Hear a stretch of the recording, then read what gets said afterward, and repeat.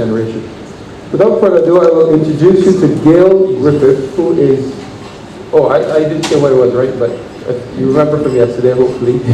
I'm Rodney Taylor, the chair of the Internet Society Barbados chapter, and also the director of the Data Processing Department, which is the government's central IT department. Working with me, I have a very distinguished young lady, Gail Griffith, who heads the Cybersecurity Unit, which was established last year. The objective was to place greater focus within the public sector, within government's critical infrastructure on securing that infrastructure and building awareness, building capacity within government with respect to cybersecurity. She's been doing an excellent job since she took up that mantle last year, and I'm pleased to announce her as moderator for this panel session this morning. Please welcome her to the podium. Thank you. Good morning. In the interest of time, I'm going to get started. As was mentioned, my name is Gail Griffith, and I'll be your moderator. And I just want to take a couple of minutes to introduce our panelists. The topic for this morning is cybercrime in Barbados. To my immediate left is Brian White. He has been involved with the security industry for over 15 years and holds the ISC Squared CISSP and EC Council CEA certifications. His wide experience ranges from the design and implementation of traditional physical security to the design and implementation of secure voice-over IP solutions. Brian White. Following on, we have Ms. Mariette Simmons. She is currently a manager providing management and risk consulting services with KPMG in Barbados and holds the position of secretary on the board of the ISSA Barbados chapter. She's experienced in information risk management and awareness, IT governance and strategy, IT systems controls, business process management and analysis, organizational strategy and operations, and people and change management. Mariette has close to 20 years experience in information risk management and is a certified information systems auditor and is certified in risk and information systems controls. Mariette Simmons. Following on, we have Francois Griffith. He is the managing director of SIFT Inc., which primarily offers services in computer forensics and information security. Is a practicing computer forensic examiner and an information security consultant. He is also a board member of the Information Systems Security Association, Barbados chapter. Francois became the first person in the Eastern Caribbean to achieve the NCASE Certified Examiner certification and has also earned the distinction of being a certified information security manager. He has provided information security consulting and computer forensic services to organizations both locally and regionally. Following on, we have Deon Olton. He is certified IT security practitioner in cybersecurity, having assisted multiple organizations to improve their security posture. Mr. Olton's experience in telecoms, ICT, and cybersecurity has allowed him to perform multiple roles in IT risk assessment, security awareness training, and long-term strategic IT planning. As a project lead for the Caribbean's first and only Indigenous cybersecurity public awareness campaign with a mission of keeping Caribbean citizens safe online, he is responsible for the online web portal, creating public service messages, developing age-appropriate presentations for parents, schools, and elderly. And last but not least, we have Acting Assistant Superintendent Jefferson Clarke. He is an experienced police investigator, having spent the majority of his 32 years within the Criminal Investigations Division. He is currently the officer in charge of the Young and Developing Digital Evidence and Cybercrimes Unit, a position he assumed since 2014. And he is presently creating a strategy to build a cyber response unit capable of mitigating against all cybercrimes. So our panelists are capable. They bring a wealth of knowledge and experience to our discussion this morning, and I'm sure that we will all learn something. Again, the topic this morning is cybercrime in Barbados.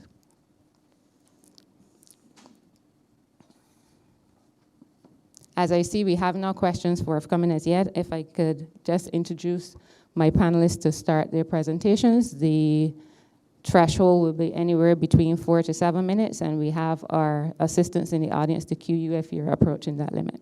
So we'll start with Brian.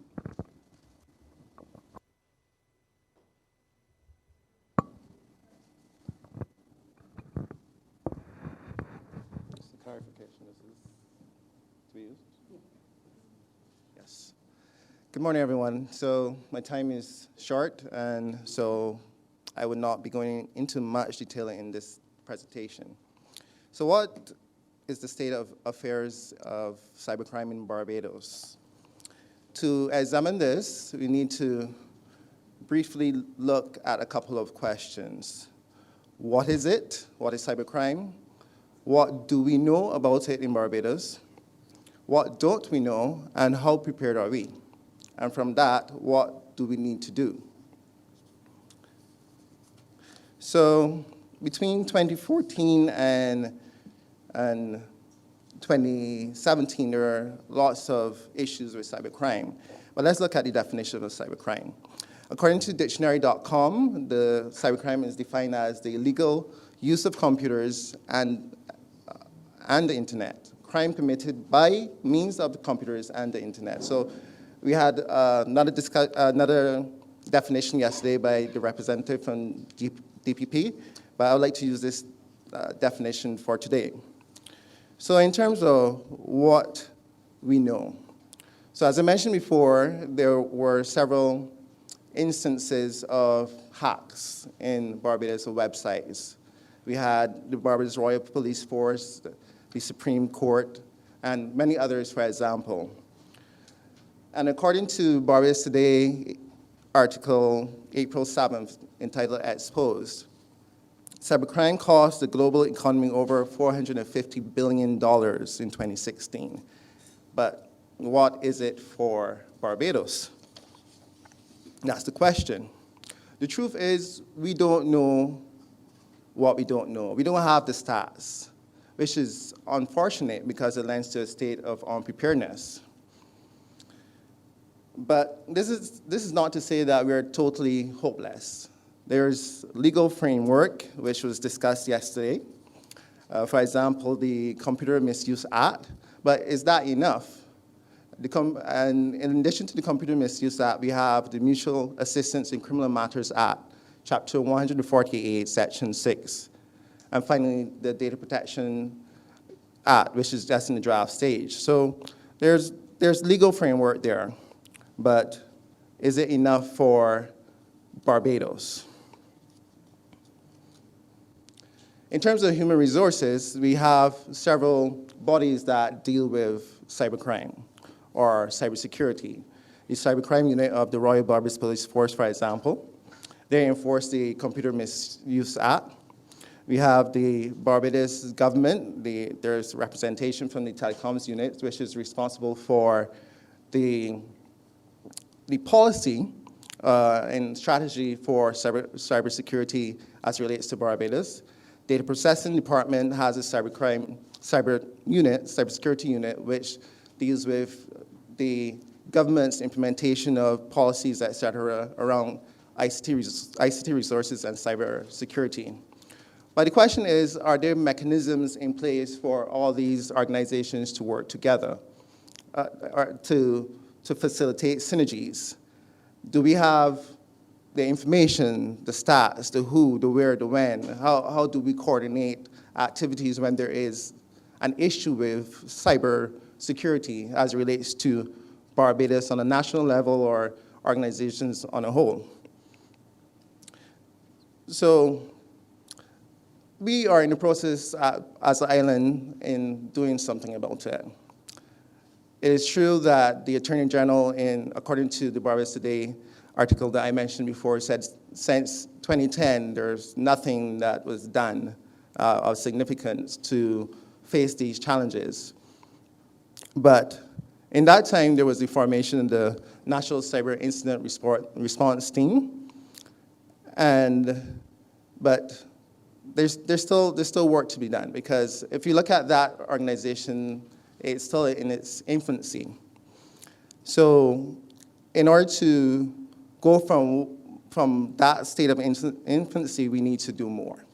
So it entails educating the public, engaging stakeholders, developing our individuals, because, for example, if you look at the University of West Indies, there are courses in cybersecurity, but there's no degree in cybersecurity. And we have to update the laws of the land to reflect the changing cyber landscape. So, you know, there's still a lot to be done. And my colleagues will discuss some of those things that we need to do. So in my brief discussion this morning, I examined what it is that what cybersecurity is. We look at what we do know, which is very little in terms of stats, what we don't know, again, very little in terms of stats, and how prepared are we. There's still a lot to be done.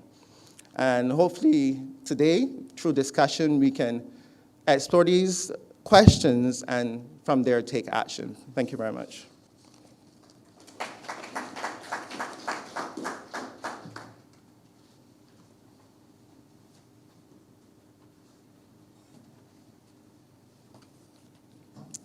Good morning, ladies and gentlemen. It is indeed a pleasure to be here.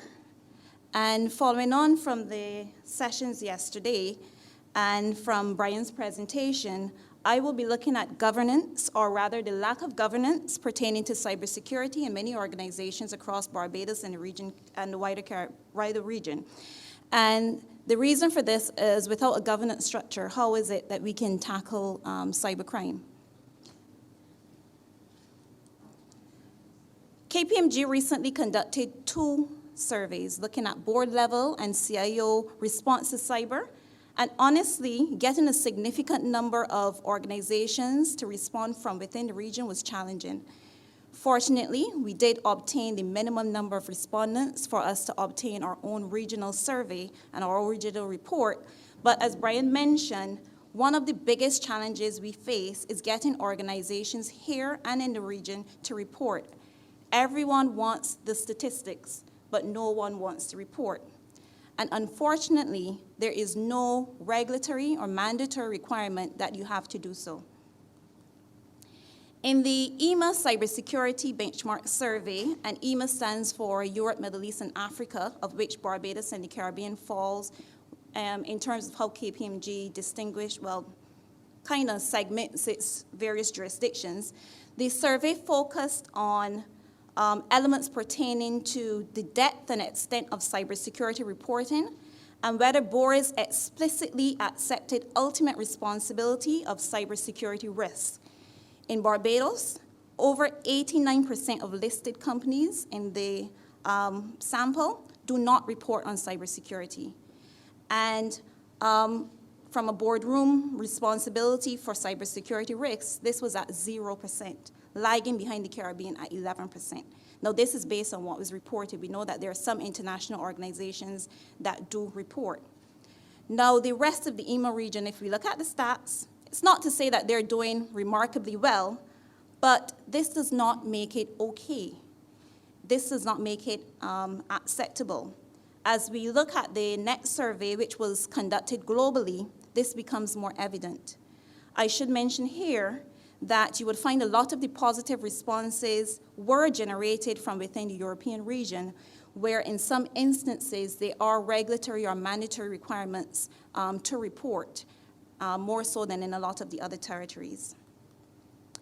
In the Harvey Nash KPMG CIO survey, which was conducted globally, and KPMG and Barbados will be officially launching the results of these within the coming weeks. When asked whether boards felt they were doing enough about cyber risk, we had a surprising positive response of 42%. Now, when we consider that globally the percentage is about 56, and we know where we stand regionally, things didn't seem to quite add up. So we decided we were going to venture further in, and we expanded on the results. This is where we noticed that elements pertaining to the enforcement of policies around security awareness of employees, active monitoring of systems, user access reviews, incident reporting, active patch management, these things were not happening. They were not being enforced regularly or actively. In some instances, it seems as though boards and business leaders felt that having a policy alone or having an IT department was regarded as doing enough about cyber risks. And perhaps this approach is related to the fact that in the Caribbean we're still quite reactive. Perhaps it appears as though because we don't have a significant number of reported incidents that we think that this is all right. But sadly, it is not.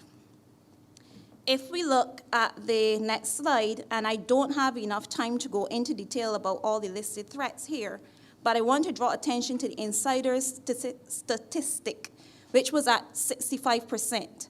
When we consider this percentage and the fact that, as we mentioned before, we're not doing enough in relation to security awareness, or we're not conducting regular user access reviews, this is not surprising.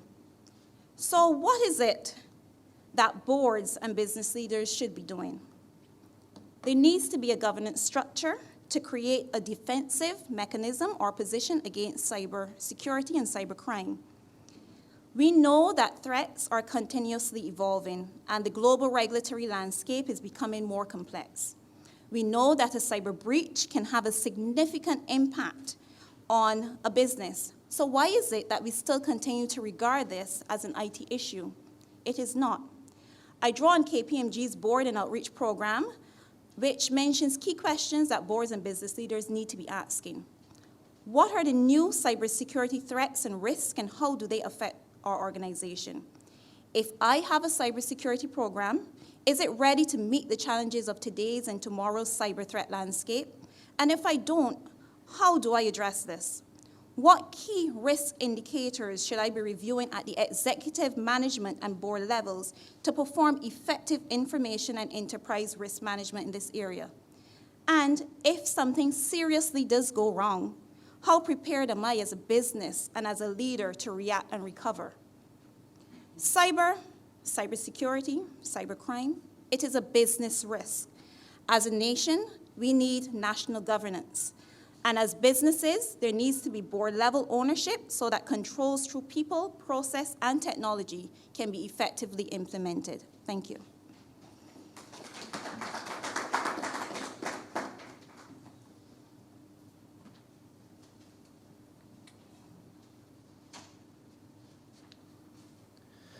Good morning, ladies and gentlemen. Morning.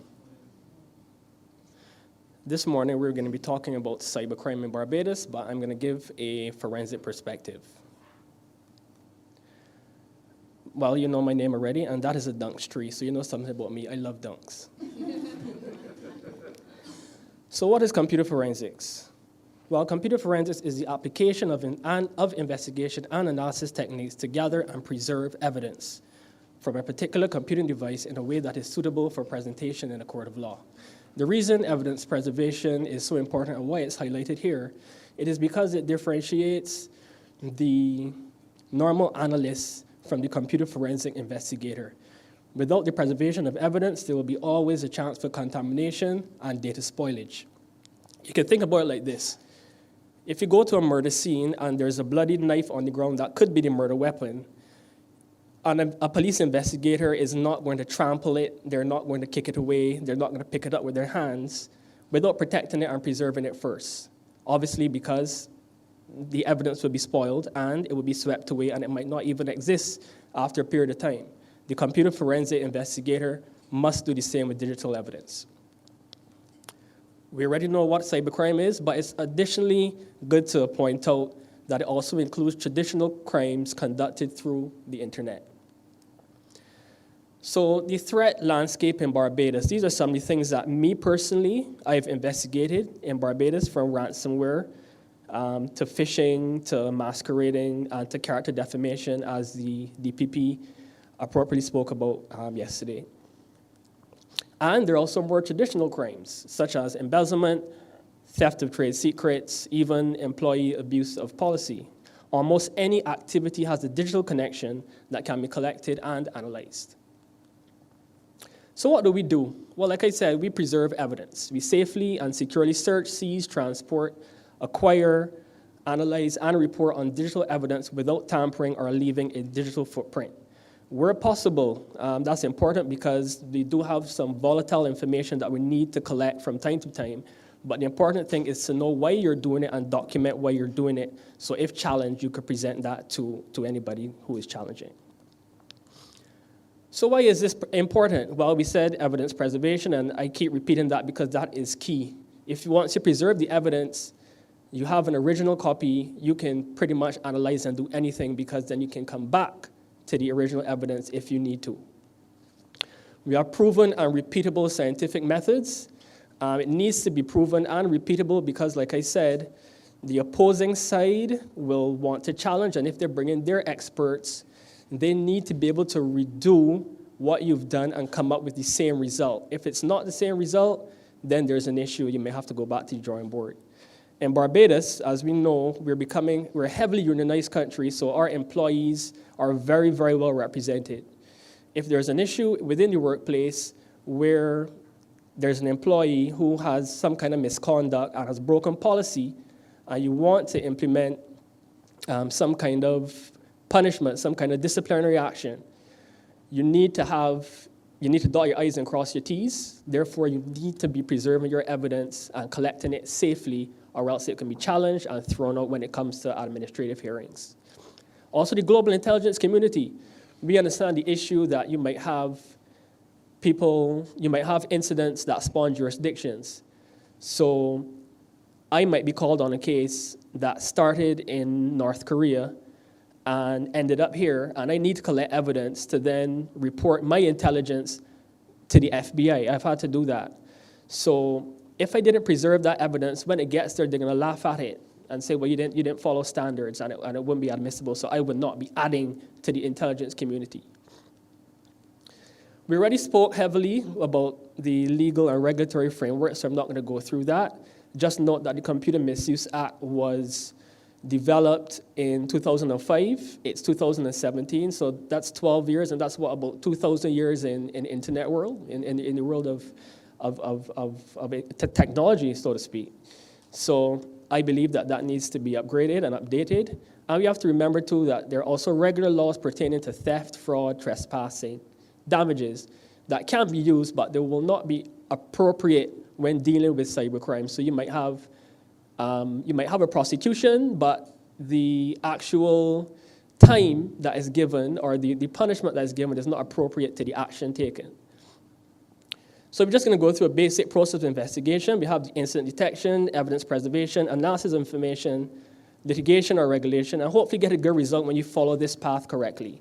If you remove and skip the evidence preservation part, then you're going to get poor results at the end of the day because the evidence could be contaminated and it will be thrown out by the time it gets to hearings or the court.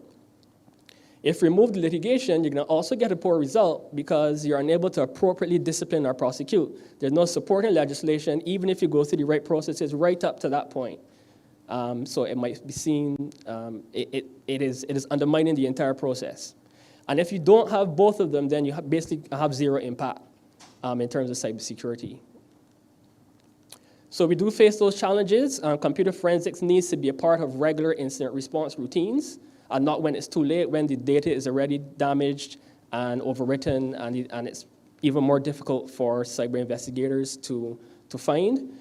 We went through the legislation. There's no reporting mandate, so companies are not pushed to give this information, and they won't because it spoils their reputation. Reputation is their greatest asset. And we have leadership issues. As we spoke about the comments by the Attorney General, we have capacity issues, financial issues, and knowledge issues. This challenge will not go away, but we should not be burying our heads in the sand by any stretch of the imagination.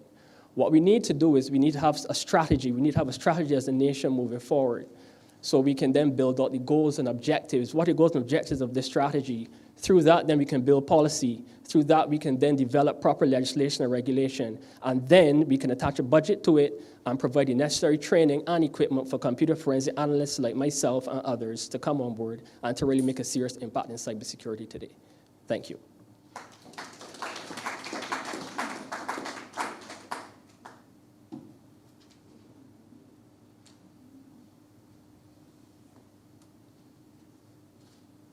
Morning.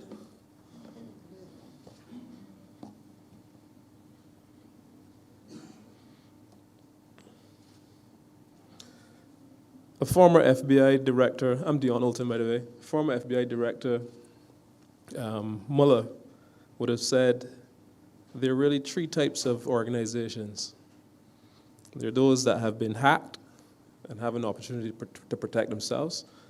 There are those that have been hacked and will be hacked again. And there are those that have been hacked and don't even know they've been hacked. So I decided to start there because the first three speakers would have probably flown a little high. They want to bring it down a little closer to what's actually going on. Brian would have spoken a bit about some of the issues that we've seen in the Barbados landscape in terms of cybercrime. I will not repeat those. But we need to understand that cybercrime is a business, right? Is a business, is a way now how the criminal community fund their activities. The days of old, and the DPP said yesterday, I mean, it's a joke when you hear guys robbing banks with guns these days. They don't do that, right? And the reason for that, and the reason why they're the ATM scams and the guys come to Barbados and perpetrate the ATM scams is because they can't do that any other place in the world because the security level has been improved on the ATMs. But most importantly, why ATMs seem to be targeted heavily in this area of the region because we are still at a low level of awareness, low level of security, low level of posture. So guys will spend $10,000, if you break it down, the guy will spend $10,000 in flight to the region, and we still don't know how much money the guys took away from Barbados, from the shores, right? Some said 300,000, one got away, 2 were caught. I will not speak to the legal side of it, right? In terms of the laws that were used. We know that the laws are not efficient. We know that the laws are not in line, and the punishments that are being applied are not in line with the crimes. I won't echo that anymore. But what I want to say is that there's one major thing that is missing from the Computer Misuse Act. There's one major thing that is missing from the legislative framework that's in place today. There's no requirement on a company or an individual to report, hence we don't have statistics, to report that there's been a breach, to report that you've been compromised, to report that you've seen some suspicious behavior as it relates to your computer systems. There's no responsibility on anyone. And the responsibility of cybercrime, don't think that the DPP is responsible for it only. Don't think that government is going to get their act together and miraculously we're going to be safe, right?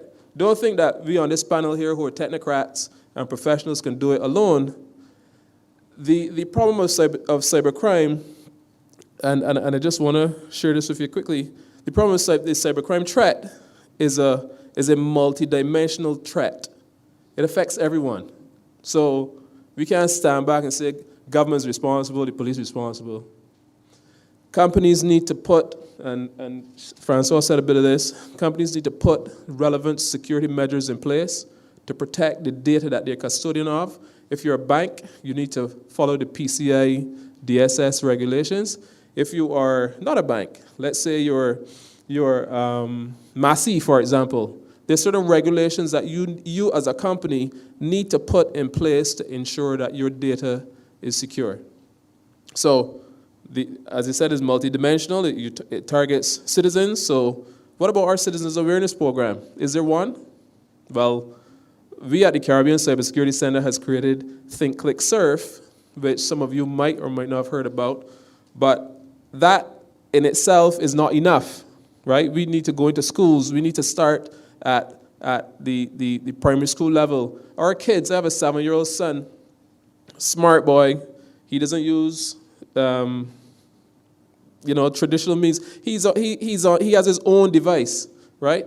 I need to police him. I need to make sure that he's going on the right places and using the right resources online. Businesses, governments, and then when we look at the broader issue of cybercrime poses a real threat to national security. Yeah? Imagine if our immigration department got hacked again. right? Imagine if the same data that the DPP has on cases are ongoing, right? Border security, border patrols. I mean, who do you think wants that information? The criminals, the guys who are running drugs, who are running illegal firearms. You know, we talk about different types of crime, and today guys don't use the old-fashioned means to gain this information. They use the one thing that is pervasive, the one thing that is ubiquitous, and the one thing that we always walk around with, which is technology, right?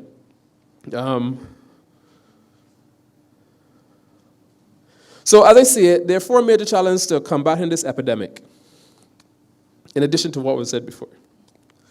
We need to ensure cybercrime is reported. We need to ensure adequate analytical and technical capabilities for law enforcement. Again, you don't want a case where you call the police and you report a cyber incident and you hear, unplug the computer.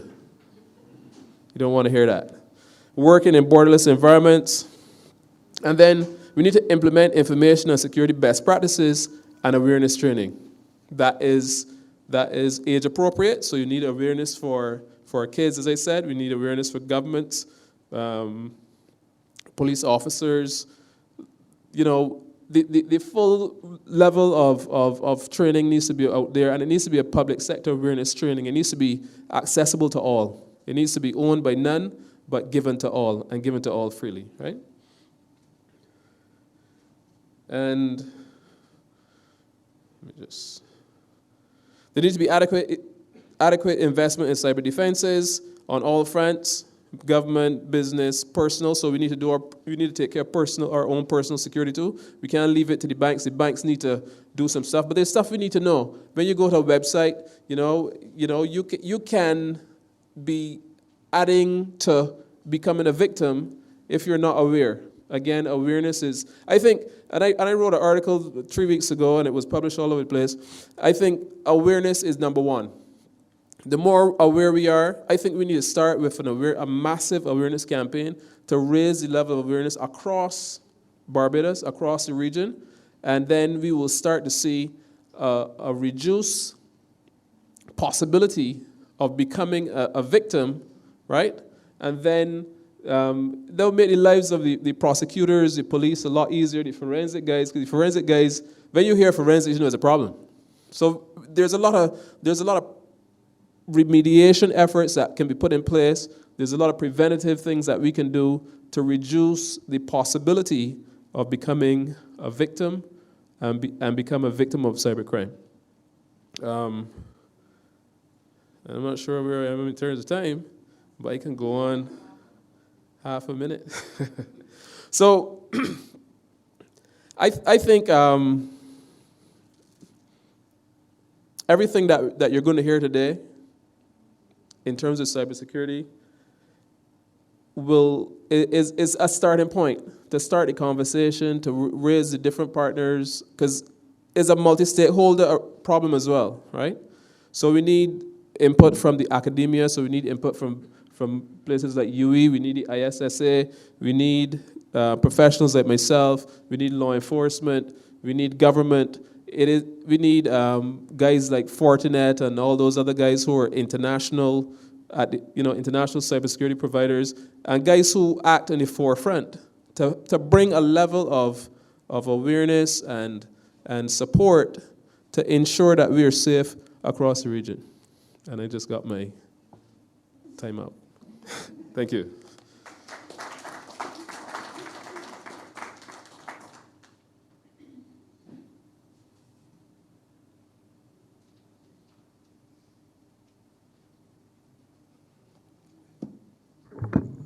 Good morning. One of the things that I recognize is when you're the last person as a presenter, most of the people have already covered the stuff that you want to say, and you just come here and say, I agree with everything that went. Let me just give a bit of perspective in terms of our cyber capabilities. How many of you have ever been a victim of cybercrime? Yeah. And have you reported it? Have you reported it? How many persons have reported that they were a victim?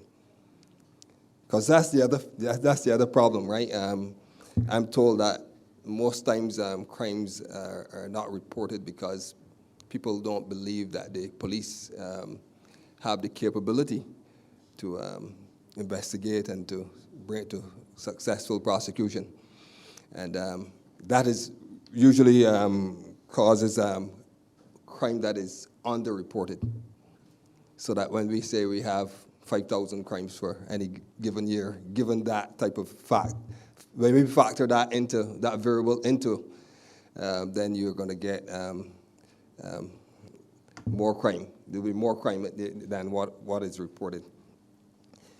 My cybercrime unit is approximately 2012. It's about 5 years. It's actually the digital and cybercrime unit.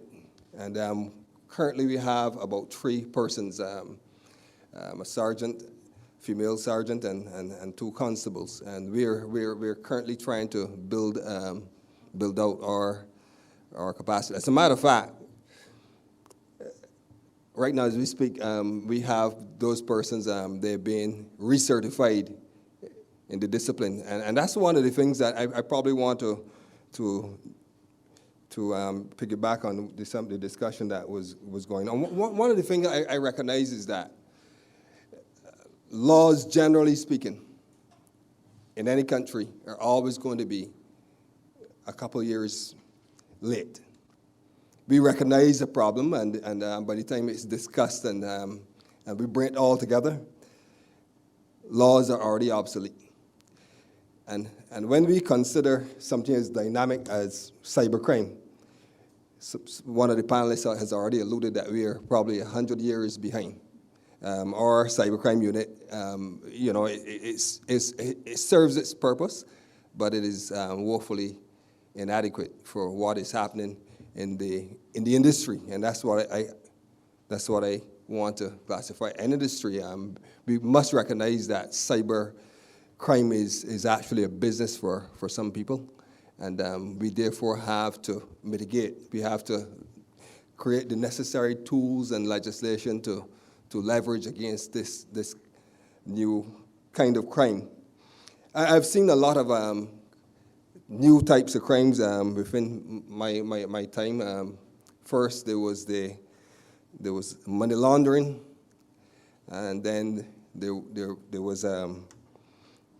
was terrorism, and now we're at another wave of crime, and this is cybercrime. Cybercrime is actually defined as any crime that is committed using a computer or network or hardware device, and that has already been said. What I want to say though is that we've been seeing crimes like malicious communication. Malicious communication. That probably falls things like revenge porn would fall within that area. So we've been keeping stats on that particular type of crime, and say for last year, I think we had something like 28 recorded cases of malicious communication. For this year, we've probably looked at, say, about 13 reported cases. And if you remember what I said, it's always going to be a percentage that people don't want to report, and this type of our jurisprudence is as such that you need to have a complainant unless it's a murder or something like that. There must be some person coming forward to make a complaint, and unless we have that, there isn't going to be any. We can make complainants.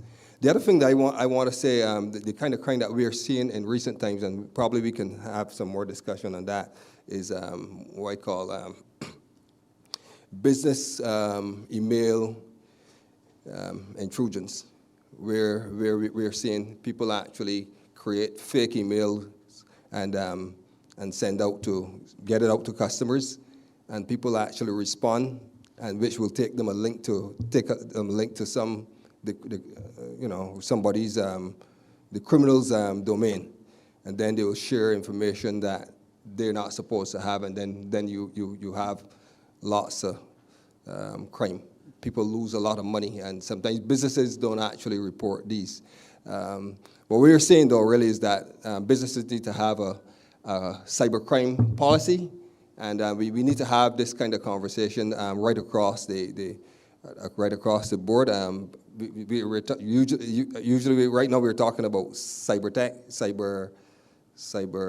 we're actually introducing cell phones and tablets into our schools, and we're actually forecasting that we're going to have so much pushback from that, and that's the kind of thing that we want to be addressing going forward. So thank you.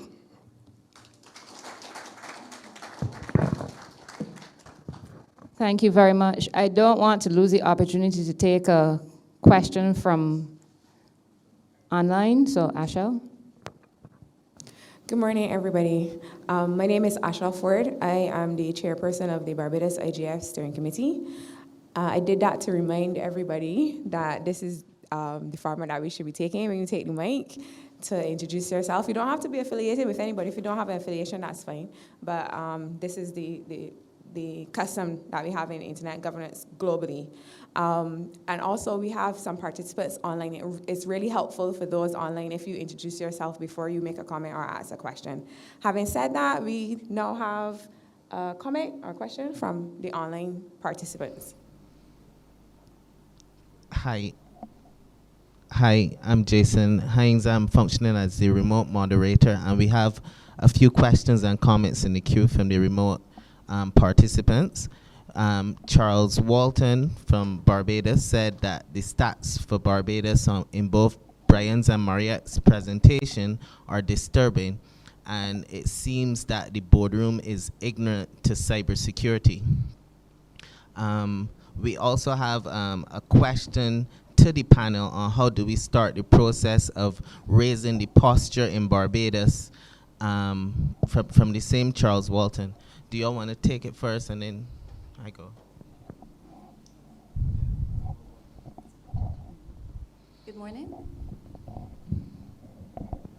I have to agree with Charles, because as we talk a lot about reporting, because things aren't being reported, and as boardrooms from the surveys that have been conducted, and as we all know, it seems as though there's not enough being done, or the whole aspect of cybersecurity and cyber risk is still being seen as something exotic and not really that big of a deal in the Caribbean. And we, as professionals, we know the difference here, but we need to drive it home so that boards and business leaders don't only see financial results from that perspective, and they also really understand the risk associated with if an incident or something should happen. We wait until something happens before we respond. We do not, as a society, seek to put defensive mechanisms in place to prevent.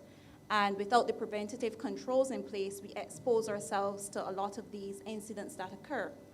In terms of how we have started doing some outreach, the ISSA, we have actually started, and we're working with the Optimists with schools to do a security awareness program.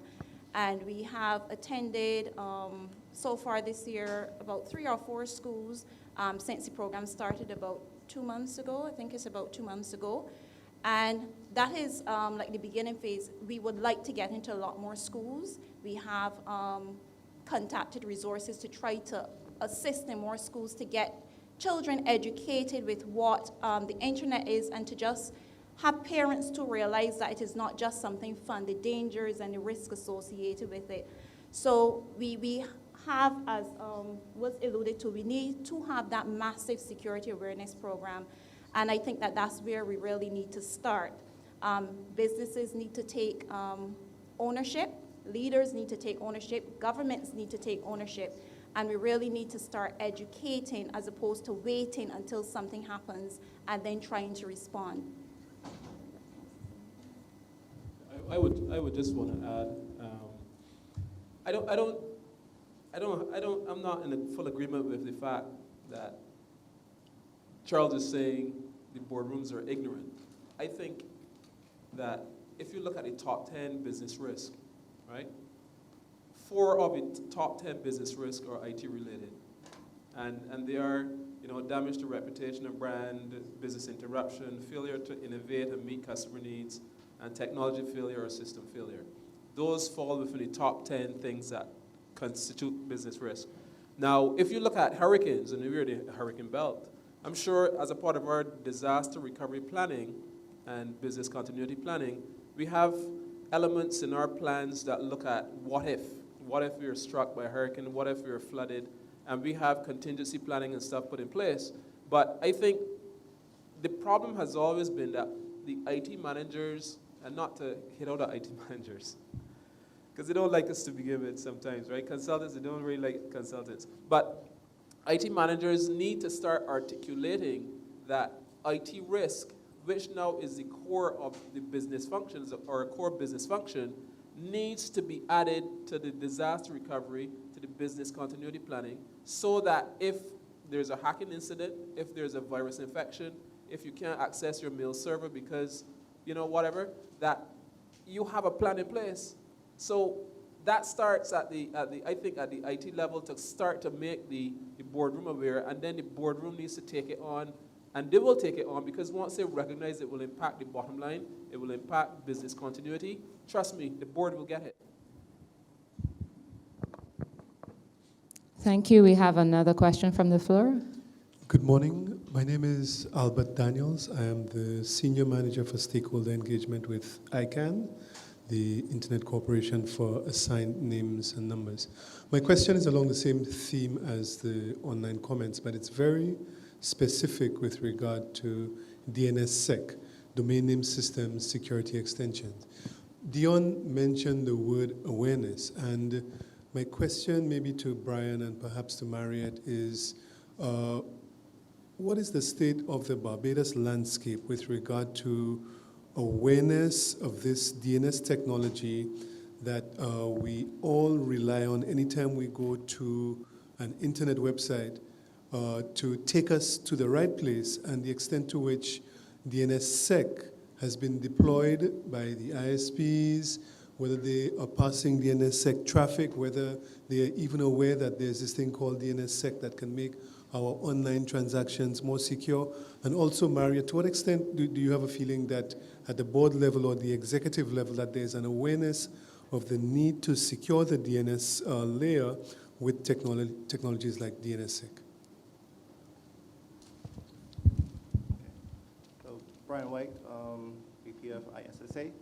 In terms of DNSSEC and as a secure mechanism for DNS, ISPs on a whole, at least the ISPs that operate within the Caribbean context and Barbados, they are led by major global companies that enforce what they should do at that level. So I think the use of DNSSEC, et cetera, is not based on what the Barbados ISP wants to do, unless you're a local ISP. But in terms of like the bigger companies, Digicels and Cable Wirelesses of this world, that would be mandated by the essential design teams, et cetera.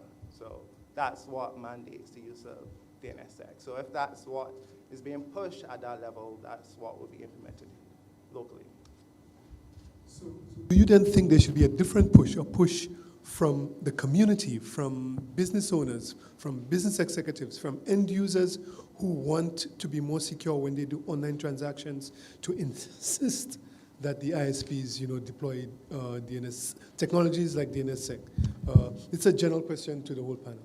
Right. So let's answer that part of it. So I guess again, it's a matter of education. So DNSSEC and those technical terms are not what the average layman would know about. So it's a matter of education by, telecoms unit, organizations such as ISSA and those that are aware of these technologies to make it known to the public that these are mechanisms that can be used to protect yourself or to help protect your data. And from the boardroom perspective in terms of what we're seeing, I have to agree with Deon because, and as Brian said, boardroom directors, they're not aware of these terminologies. So because of that lack of awareness at that level, you do have to rely heavily on if you have an active IT department or CIO department, which would kind of familiarize and educate you about these things that are happening. What we find here is it's fine and good for the larger organizations. They're the ones who have these type of things because it's mandatory, it's regulated from outside. But a lot of the other businesses, we find they don't take these things seriously. As Deon was speaking about business continuity and plans, I have been in engagements where we look at companies and they have a lovely plan. They've never tested it. Sometimes the board, they know that something has passed through them, but in terms of really knowing if it can work, if there are flaws with it, they have it, it's 10 years old, it's 20 years old, they go on the internet, they pull one down, they change the names in it, they put it for their company because some auditors said you had to have this, but they're not actually using it. And that's where we tend to get, that's where the statistics appear to say that from a boardroom perspective, they are saying, yes, we have governance in place, but when you are actually doing the testing, the enforcement of the policies, the frequency at which these things are supposed to be being done and conducted, it's not. You go to organizations and say, yes, I have a security awareness program. Is it annual? Do your new employees have to do it? Do you make sure that persons have signed off on it? Maybe. You check. 2 people in the organization have completed it, the others don't know. If you just call in, you ask a person a question, they're not aware. They sign because I want the job. But in terms of really understanding what is required, and in terms of the board saying, you know what, I don't want you to put my organization at risk. I understand that this can cause me a lot of money if something goes wrong. Yes, the international organizations get that, but a lot of the smaller businesses say, they're always crying. It's like, hurricanes don't hit Barbados. We always get safe. We have a little force field around. They're saying, I don't need to spend all this money. Every time IT comes to me, they ask me to spend. I don't want to spend anymore. I don't think it's that big of a deal. And that's where we need to change the mindset from the, yes, perhaps we have to get the ITs to drive it, but some IT organizations, we do have a fairly broad skill set here, but some IT departments, they, in Barbados, sad to say, they do the job, they do the fire outing and stuff like that because they have to maintain and do the regular network and system support. But they really don't have time to really enforce the policies. We leave everything to IT to deal with. We don't establish CIOs, we don't bring in IT auditors. We have a lot of companies, they have internal audit, they have no IT auditors. The internal audit, they look at some operational type level, but they're not really delving into the IT aspects and where the real breaches are. So they put these things online and they have statistics there and they say, not the statistics locally, but we have international organizations that say these are the top areas. But when we look and we bring it home, when we bring it to Barbados and to the region, our persons are still, our boards, our business leaders are still not really fully aware of the extent to what can really happen, or it is that they think it's not going to happen to me. Nobody wants to, my business is too small, so nobody's going to bother with me. Perhaps that's the mentality, I'm not sure, but the statistics seem to be pointing in that direction.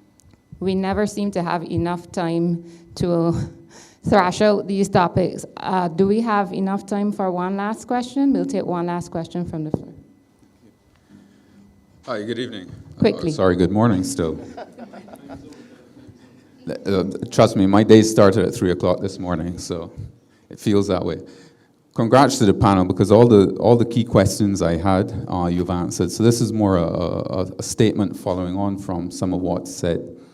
The panel discussion yesterday, as well as today, have really hit on some of the real issues.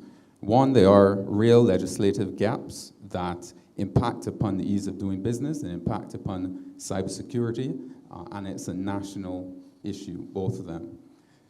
What they've also highlighted is that there is a significant awareness problem. You can fix the legislative gaps. It doesn't mean that that's necessarily going to change anything. So we need to build awareness. I think the ICT community has been doing a decent job of going out to schools and going out to people, whether individually or as associations. It's definitely not enough. We need to build the awareness so that the lawmakers realize how serious this is, so that they will actually bring data protection and privacy that's been in draft for 12 years and so on, that they'll actually enact these laws. It's incumbent upon all of us to step up our game.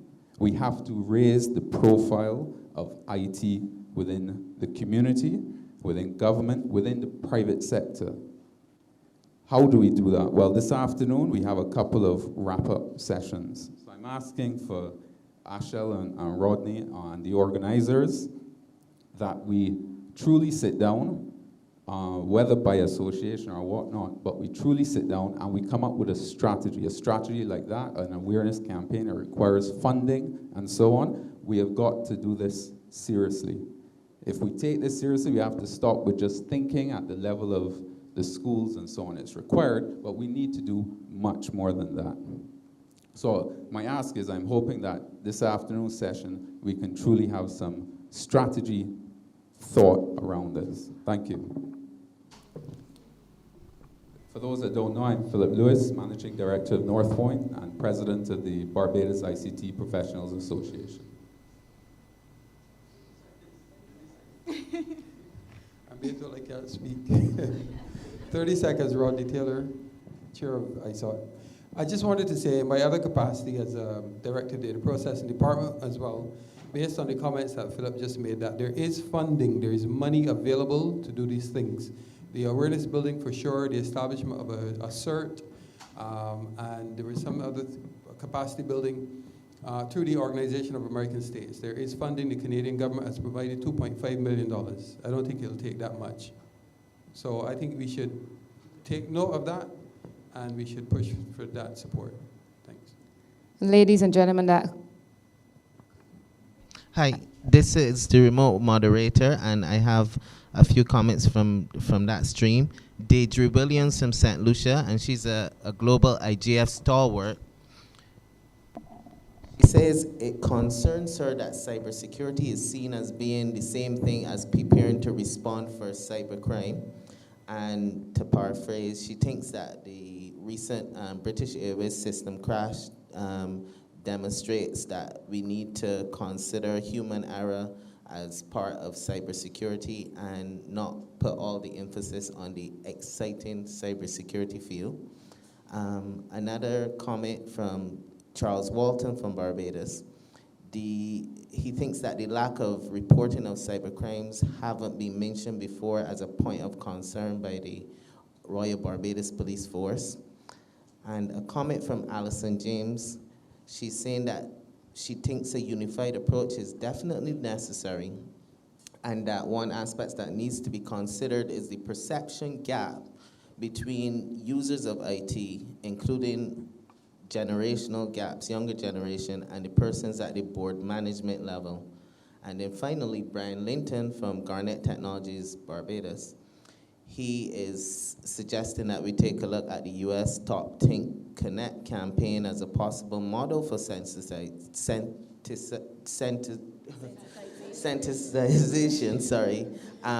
but then he raised the question of who pays for it. thank you, and that concludes our panel discussion. I want to thank our panelists. I want to thank our participants.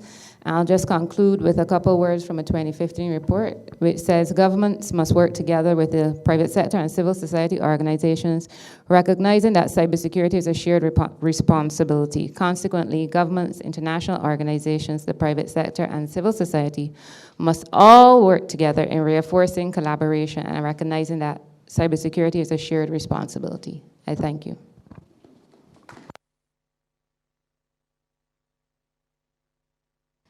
I want to thank Gail as well for moderating this panel. Thank you, Gail.